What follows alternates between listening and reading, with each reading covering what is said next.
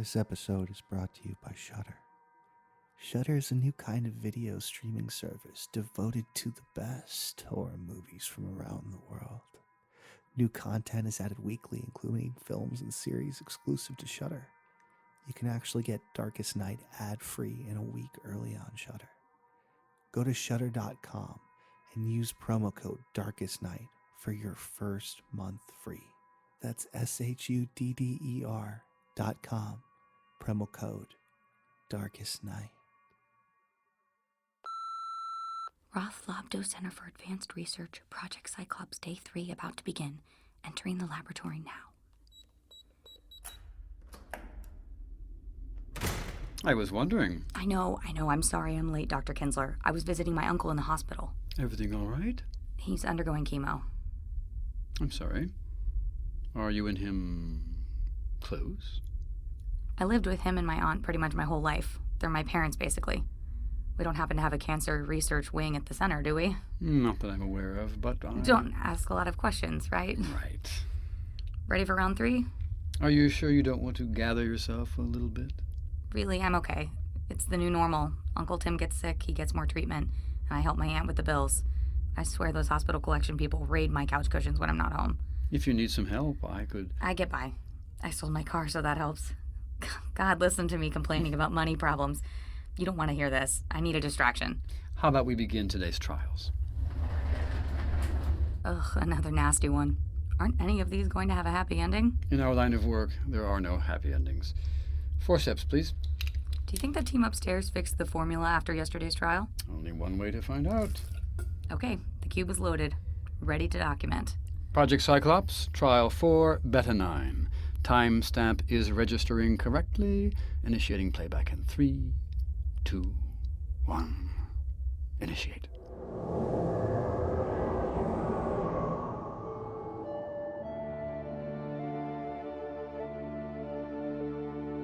Oh my god, did you fall asleep? What?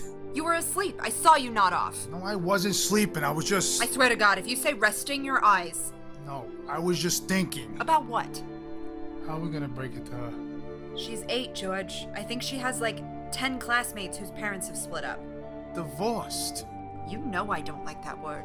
If we're getting a divorce, Faith, I don't think I really have to concern myself with the words you like and the words you don't. Huh. And that's why we're breaking up, isn't it? Because you never really bothered to make an attempt. Even a small one. You're right.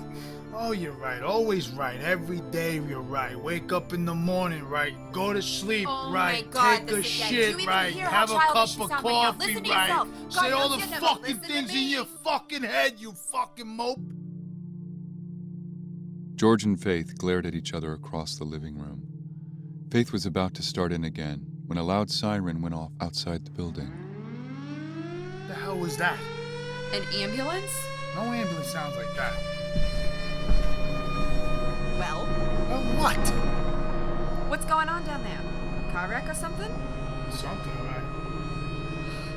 Gotta walk over there myself, apparently. You can't just tell me, huh? Down in the street, cop cars swarmed. Their lights were all on and flashing, but they weren't blaring their sirens.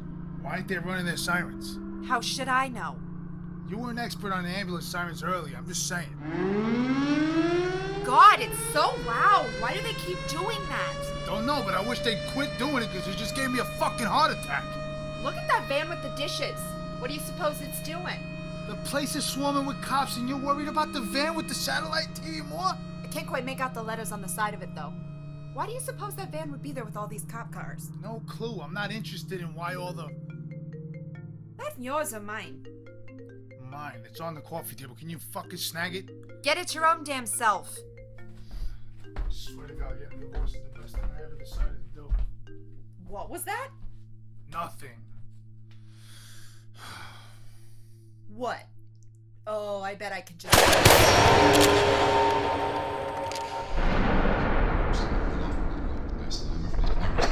Gunshots erupted from outside the building, followed by screams. What was What the that? hell? Oh my God, did they kill someone? George held the phone out so Faith could read the caller ID. No phone number appeared, even though all the other icons looked as they should when a call was incoming. The most interesting part of it all was the name on the caller ID. It says answer the phone. George just shrugged in confusion as the phone quit buzzing in Faith's hand and the ringing died. From the window came a booming voice over a megaphone. Answer the phone. George and Faith stared at each other as the phone began to ring again. Same caller, no number. Call ID reads, answer the phone? Exactly. So answer it. It's your phone. And you're holding it. Will you please act like a man? Act like a man. Classic. Give me the fucking phone. Faith handed George the phone. He swiped right to accept the call button and brought the phone to his ear. George, I need you to answer a question for me right now without thinking. Have you or your wife left the house today? No, and how do you know my name? What's this about? Put me on speakerphone. I want both of you to hear this. You're on speakerphone. Hello, Faith. Hello, George. Who are you? I'm a negotiator. My name is Ramsey. How are you two doing? We're fine. What's going on out there? Well, I was wondering if you could walk me through that, actually. Walk you through what? You just shot someone. Walk me through your day, thus far. Why do we need to do this over the phone? We can't just come outside and talk? Actually, we can't allow you to step foot outside your apartment at this moment. Oh yeah, really? Why not? Yeah, why not? We believe that your apartment has been contaminated, so we've put you under quarantine. What about our daughter? She's not in the apartment? No, Ramsey, she's not. Of course not. Look, I'm just going to come down and we can talk. I think everything will... You can't do that, George. Sure I can. I could just open the door, hop on the elevator, and go downstairs. Then we can talk face to face. What are you talking about? I can't allow you to leave your apartment, George. We're being held fucking captive? No, you're being quarantined. Why are we being quarantined? Once we finish contacting the rest of the residents, we will tell you. Until then, though, I just need you to sit tight, all right? No, screw that. I'm coming downstairs. If you do that, you will be shot as the previous person was. Anyone attempting to flee the building or approach our cordon will be terminated. George put his arm around Faith. What about our daughter? Where did she go? She's at my mom's. Your mother lives in, Vintage Park, correct? Yeah. Wonderful. We'll send some units over there to pick her up. Thank you. Yeah, thanks. So can we leave our apartment? I wouldn't advise it. But we can, correct? Yes, so long as you remain in your building, but again, it's not advisable. We're not entirely sure how to tell the infected from the uninfected in the first stage. Infected with what? Hard to say at this point. Well, what can you say? Not much officially, just don't leave the building. Also, it's advised that you not leave the confines of your apartment. So we're trapped. Great! Also, I really shouldn't be telling you this, but don't open the door for anyone. Especially for anyone that says they're related to you. Related to us? Why would someone say they're related to us? Like I said, not really allowed to say why. I've got some other stuff that I need to look into, but I'll get back with the two of you as soon as I can. This is so great. George, Faith, hang in there. We're doing our best to contain the situation. Call me back if anything happens. Alright, thanks. What are we supposed to do now? Sit tight. What else is there to do? They're gonna call off all the quarantine soon enough. Don't worry about it. I can't just not worry about it. We don't know how long this is going to I last. don't think it will take long. Relax. What are you basing that on? George shrugged, not really sure himself, but refusing to give himself over to panic. Exactly. We can't really be sure of anything, can we? Who's that? How should I know? We're standing right beside each other. I can't see through the peephole any better than you. Go check. You go check. You're the man, aren't you? You sure like to harp on that shit when it suits you. I'm just saying. Fine, I'll go check, okay? It's what you should have done to begin with, if you ask me. Didn't, and yet there you go again telling me, running your fucking mouth as usual. If you didn't want me to run my mouth, you'd check the door like you said you were going to.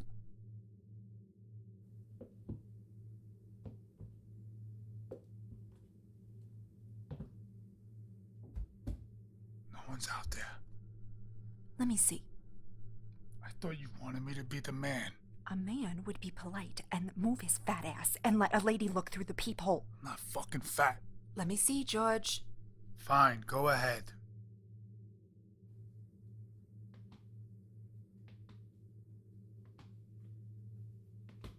No one's out there. I know, that's what I said. Should we open the door to check? No, you heard what Ramsey said. I'm just saying, might be a good idea to see what's out there. What about the infection? Go check again. Like a man, right? Exactly. George, are you home? George hadn't heard that voice in, well, 7 years at least. Lenny?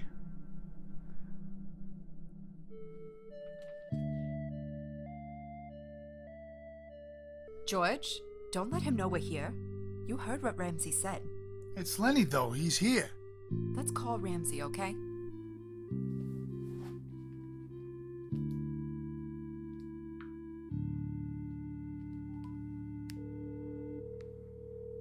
Hello. Hi, Ramsey. We're calling you because something happened. Could you put me on speakerphone? Yeah. You're on speaker now. Hello, George. Faith. What's the problem? My brother just knocked on the door. Your brother? Well, did he, Where does your brother live? Chicago. That's a 10-hour drive from here. Any reason why he would be visiting? Not that I know of. All right, don't answer the door. He's my brother, though. Why wouldn't I answer the door? You don't know that the person outside the door is your brother. I heard his voice. I know my brother's voice, Ramsey. Did you actually see him, though? What are you talking about? Are you saying there's a ghost outside my fucking door, my brother's voice? No, that would be asinine. I'm merely questioning the info that I've been provided on your situation. What exactly is our situation, Ramsey? You still haven't cleared up that little tidbit.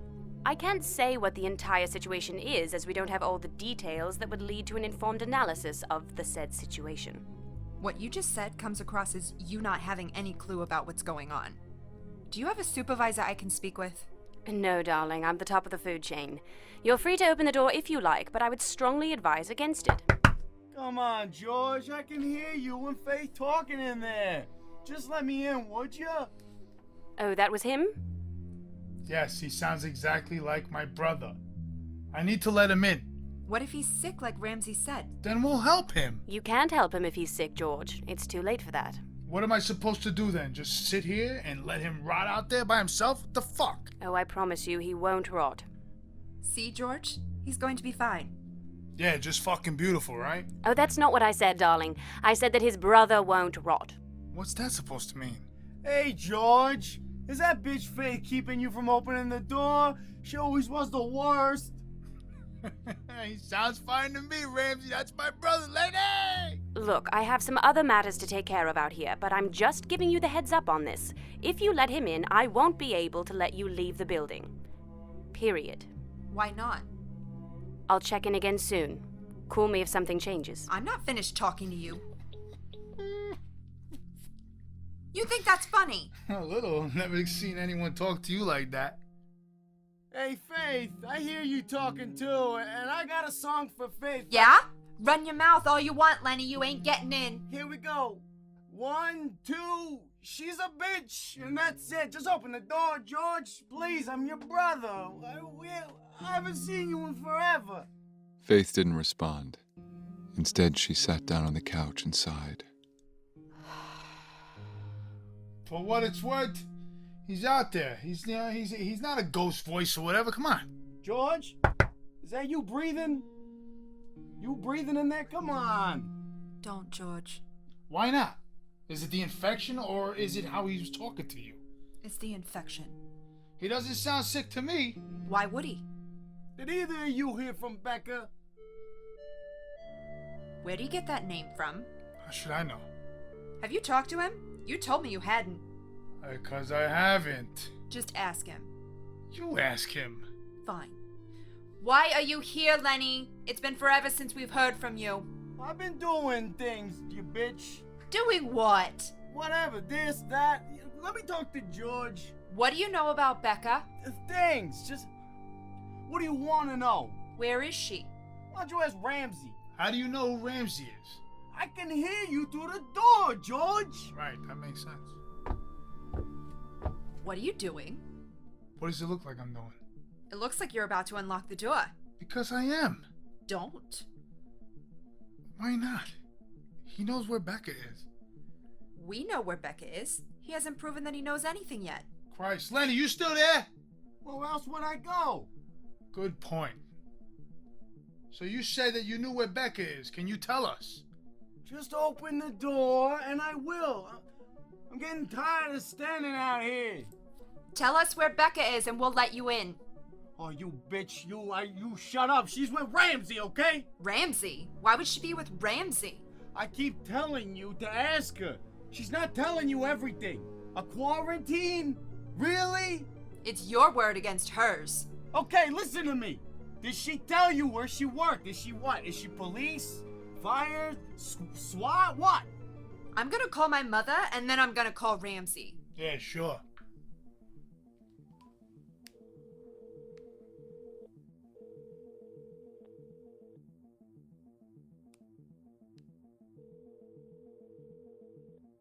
This is Ramsey. I didn't mean to call you. I was trying to call my mother. Speakerphone, darling. Right. Just a sec. You're on. Why were you calling your mother's place? Why are you on the phone if I was calling my mother? The caller ID has all her information right now. All calls from your apartment building are being routed through our dispatchers. That's why I'm on the phone with you right now and not your mother. So any number we dial will end up with you on the phone? All roads lead to me. Lenny says that you know where Becca is. She's at your mother's unless you lied to me. I didn't lie to you, but Lenny seems to believe that you have her. How curious. Would you ask her who she works for? Hey, who do you work for? I work for the Roth Lobdow Center for Advanced Research. You said you were a negotiator. I am, among other things. What other things? Anything the official channels don't want to deal with. Don't trust her, Georgie. Just let me in. George, don't let him in. I think we should let Lenny in, George. I don't trust this Ramsey lady, even if Ramsey is her name. Do not let Lenny in, George. He knows where Becca is. For the first time, Georgie, I'm telling you, listen to your wife. Okay, I'm going to let you in. Good, hurry it up. Okay. George, I'm telling you, don't unlock that door. You're going to regret it. Wait, you aren't Lenny. What is this? No, George, I'm not Lenny. I just have a voice simulator. Is he dead? Can I talk in my real voice now? Yes. Well, at least it wasn't a total waste. That's true. I did have a ton of hope for this subject, though. Same. He really bought into the wife bit. Subject 63Z29 didn't even come close to having the amount of belief in the situation as this subject. We've got one more subject before our shift ends. You ready? Yes. Ramsey pulled out a voice recorder while Faith scribbled notes. Subject 6, Alpha 2, showed strong attachment to the situation and those involved. He believed that my assistant Mary was his wife Faith, and that the voice of Lenny was in fact his brother without event. When I introduced doubt as to Lenny, he still wanted to believe what the authority figure was saying. The serum used on the subject worked very well until the end. Familial pressure outweighed authoritarian attempts at control. This batch could see extensive use against independent actors with no family ties, but is still considered a failure. Authoritarian commands should always be followed when subjects are exposed to the serum, no matter the situation. Mark this batch as a failure. The time is now 2:33 p.m. Mary and I will proceed to the next room and begin testing Subject 6 Alpha 3. The two walked down the long hallway filled with doors. Other teams nodded to them, going about their workday at the center. Goodbye, Daniel. Did you already call custodial? Yes. Fantastic. You're so much easier to work with than Chet. Chet, what a name. Right? Are you going to make it through the last subject? Yes, no problem. Are we next door? No, 3 doors down. Right. You already primed 6 Alpha 3 with implanted memories, correct? Yes, earlier this morning. My name for the final test of our shift is... Oh, Amalia. Amalia? Exotic. Right. Where's this guy from? John, from Connecticut, has a dog named Stars. Okay, weapons check? Yep. Reloading now, fresh clip in. Old clip, into the tray. Do you have both of your blades? Boot, yes, and in a waist. Yes. Ready. Same. Let me hit the cameras and boot the windows and peephole video, and we're live. Oh my god, did you fall asleep? Huh? What? You were asleep. I saw you nod off. I don't think I was sleeping. I was just... I swear to God, if you say resting your eyes. Another misfire. Excuse me? Make a note in the log that further recalibration is necessary. Project Cyclops is still drawing facial data and vocal samples from employee databases. For the third time in a row? I hope I'm not being out of line here, Dr. Kinsler, but that's quite the coincidence. What would you call it? I don't know. Conspiracy comes to mind. Katie, what did I say about... This doesn't worry you, Dr. Kinsler? The fact that we've seen 3 death images involving center employees, the last of which exposes some insane human trials in which we saw a man get literally shot in the head? Katie, look at the log. The cube is supposed to project the last images a person saw before they died. What happened after George was shot? You mean the droll way those center people recapped the events with zero remorse? We watched Ramsey and Mary walk down an entirely different wing. We saw more than we were supposed to see. Maybe we're seeing exactly what we're supposed to see. Maybe the center wants us to see these images. Think rationally about this. I am being rational. The center is doing something, Dr. Kinsler, something horrible. These aren't misfires. This isn't data calibration. This is murder. This is horror. And for some crazy reason, they're dropping the heads off in our lab. You've had an emotional day, I understand. With a new job, a relative in the hospital, it's... Dr. Kinsler, please don't. I'm sorry, I shouldn't have said that. Here, let me get a tissue. No, I got it. I got it. Thank you for listening. This episode is brought to you by Shudder. Shudder is a new kind of video streaming service dedicated to the best horror movies available from around the world. There's new content added weekly, including films and series exclusive to Shudder, uncut and commercial-free. You can actually get episodes of Darkest Night a week early, ad-free on Shudder. So if you can't wait to listen to episode 4, check it out on Shudder right now. It's actually a neat story about a ghost hunter encounter gone awry. You can get a free month of Shudder by going to shudder.com and using the offer code Darkest Night at checkout. That's SHUDDER.com, promo code Darkest Night. This episode features Lee Pace as the narrator, Dennis O'Hare as Dr. John Kinsler, Bryn Langford as Katie Reed, Megan Gorman as Faith, Lorenzo Antonucci as George, and Miguel Lopez as Lenny. It was written by Christopher Bloodworth and Jimmy Giuliano. Directed and produced by Alex Aldea and Victor Figueroa. Music composed by Alex Aldea and Johnny Farrow, and live strings performed by Andrew Jocelyn. Thanks for listening.